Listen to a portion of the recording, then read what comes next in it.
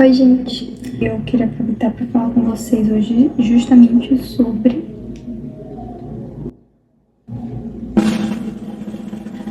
o meu testemunho, que eu falei, né, que ia gravar e eu ia. E eu queria começar falando um pouquinho sobre, porque assim, eu tenho muita coisa pra falar, nem vai dar pra falar tudo, porque da última vez, eu já tentei gravar esse vídeo antes, e da última vez que eu tentei gravar, deu tipo 40 minutos. Eu sei que nenhum de vocês vai querer ver 40 minutos de eu falando. Enfim, aí eu vou tentar dar uma chuleta. Mas começou assim, eu sou cristã desde o berço, desde pequena. A minha mãe, eu não sei se dá pra ver, minha mãe, não dá pra, ela é cristã. Ela foi tipo a primeira cristã da família dela, porque minha família antes, minha avó, meus tios e tal, eles sempre foram assim católicos. E a minha mãe foi tipo a primeira da casa dela. E aí, minha mãe, ela sempre foi assim, aquelas mulheres bem fervorosas, sabe? Que orava, ia pra culto de oração, ia pra campanhas, ia pra pão do meio-dia, ia fazer muitas coisas. E ela sempre orou muito pela família, por mim, pelo meu irmão também. E quando eu era pequena, ela vivia botando a mão na minha cabeça, orando por mim, e me levava pra todos os cultos, assim. E aí eu sempre cresci nesse ambiente, sabe? Só que eu sempre tive muito temor a Deus, muito, muito, muito. Tipo, mas na minha cabeça pequena, e até um pouco maior, assim, eu tinha medo dele de uma forma que eu não me sentia próxima. Eu me sentia, tipo, que nem que como se ele fosse só um rei, ditador e tal, que eu não pudesse ter contato, entendeu? Eu tinha muito medo de Deus, tipo, muito. E aí eu cresci sempre guardando os mandamentos e tal, eu nunca... Eu, com certeza, eu mentia também um pouquinho, mas eu me sentia mal, e aí muitas coisas. Mas eu cresci nesse ambiente de oração, de louvor. Minha mãe canta também, então ela sempre cantou na igreja, eu sempre achei muito lindo isso. Mas era isso, eu nunca fui muito próxima. E eu cresci e tal, e eu passei um tempo na minha adolescência, até o ano passado, na verdade, até metade do ano passado. Com os 13, 14 anos eu fiz meu primeiro encontro face a face, que é um encontro que minha igreja tem, onde você se isola assim 3 dias pra, né, ter esse momento com Deus. É muito bom mesmo. E eu acho que foi tipo uma das primeiras experiências que eu tive, foi muito bom. E eu também, no mesmo ano, me batizei. Foi incrível, foi muito bom. Eu me batizei com minha prima, eu chorei, assim, porque ver minha prima também se batizar também me emocionou. Enfim, e aí foi quando eu fui crescendo e amadurecendo, sabe? Eu tava começando a entender, começando a amadurecer espiritualmente, começando a, sabe, a despertar. Mas aí, depois de um tempo, eu me afastei, assim. Eu comecei a ter influências externas, de amizades, ou muitas coisas, assim, da escola que acabam te afastando. E eu comecei a ir pra... Nunca fiz nada errado, tipo, beber, essas coisas, nunca. Mas, tipo, eu comecei a me afastar, a não ler mais a Bíblia, a não orar mais, a não fazer mais nada, sabe? Eu comecei a me afastar mesmo de Deus, sabe? Mas eu acho que eu precisei muito desse momento, porque se não fosse por esse momento, eu acho que eu não valorizaria o que eu tenho agora, sabe? Com ele. E eu não o entendia. Eu não ainda, mesmo tendo passado por tudo isso, eu ainda não tinha se aproximado tanto dele. Aí eu me afastei mais.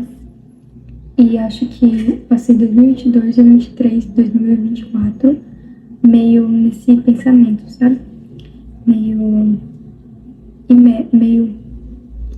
Sabe? Enfim, é isso. E aí, em 2024, ano passado, eu tive um despertar que foi tipo,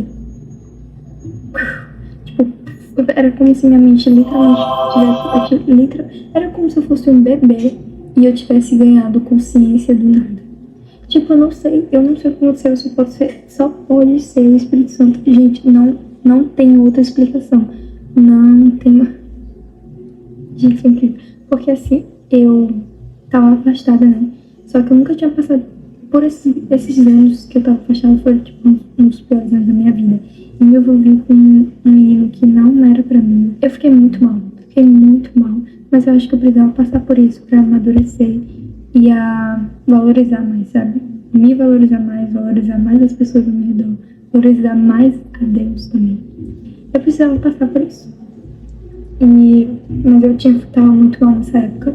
Eu odiava todo mundo, me odiava, comecei a me afastar da minha mãe, da minha família, de todo mundo. Eu escutava música o tempo todo, eu ficava triste o tempo todo, eu ficava com muita raiva o tempo todo. Eu me martirizava muito. A escola, no primeiro ano, a escola pra mim não foi muito legal, porque tava muito difícil pra mim, eu não tava conseguindo estudar, não tava conseguindo tirar notas boas e eu até tinha ficado em recuperação.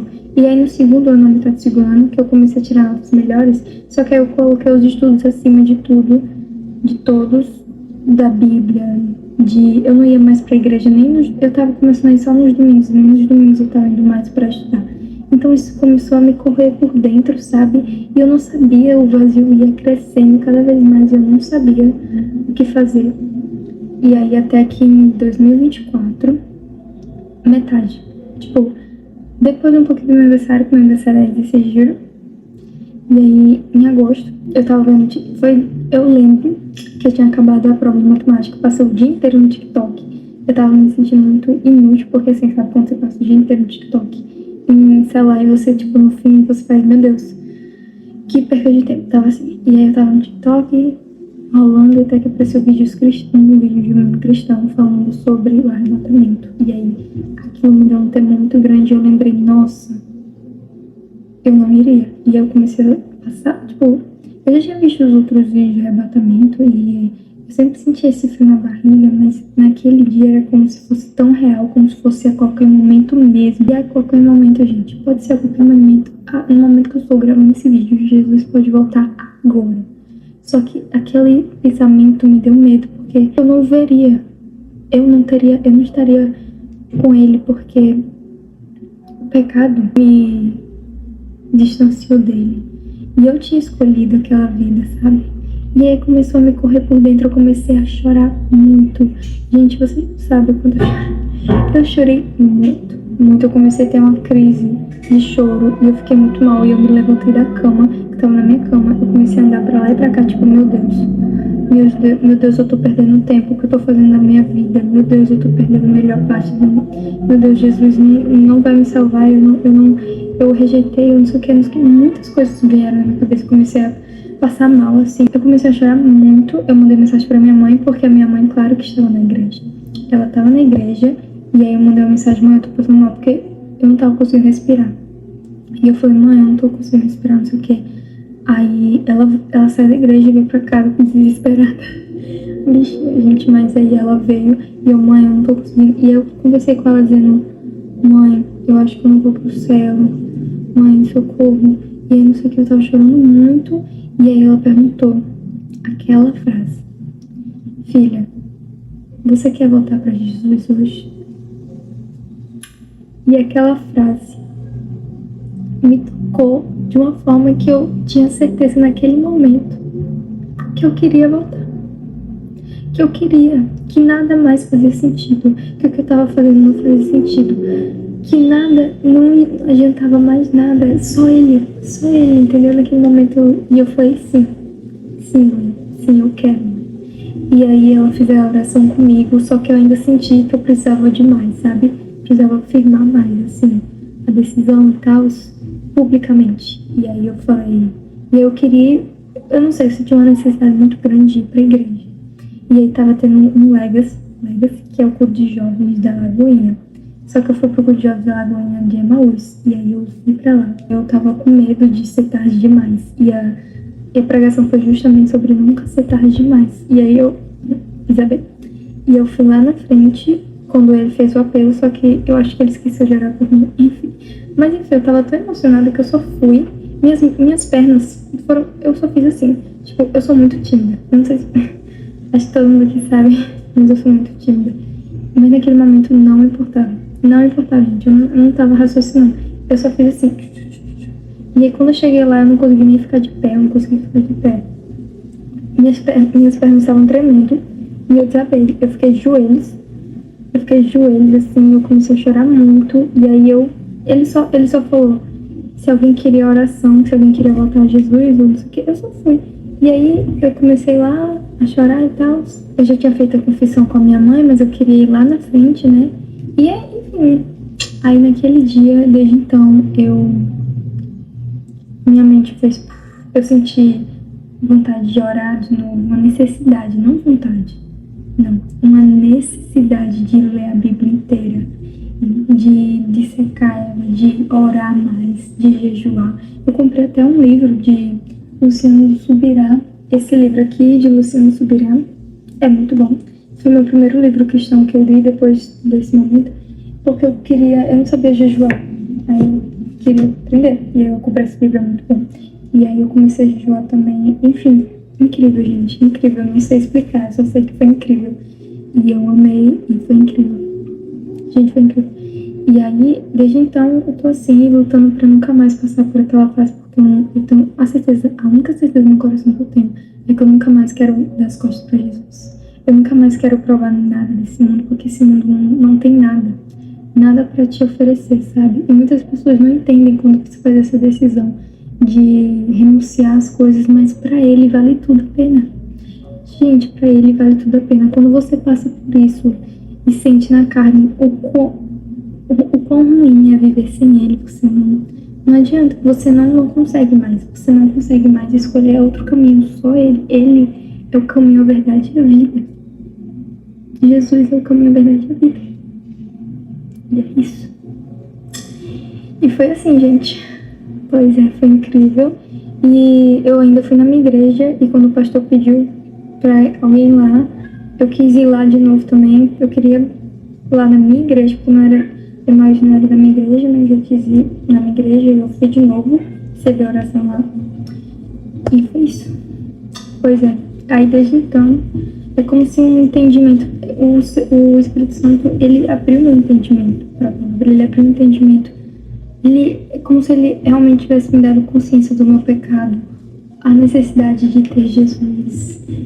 E naquela noite veio tudo que eu não entendia antes, eu estava entendendo agora. E foi incrível. Eu não sei explicar, foi incrível mesmo, só coisa que só Deus pode fazer.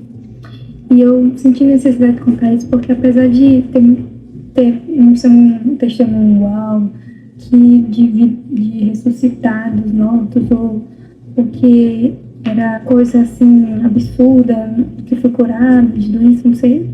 Mas eu não sei um testemunho tão assim, eu acho importante também contar.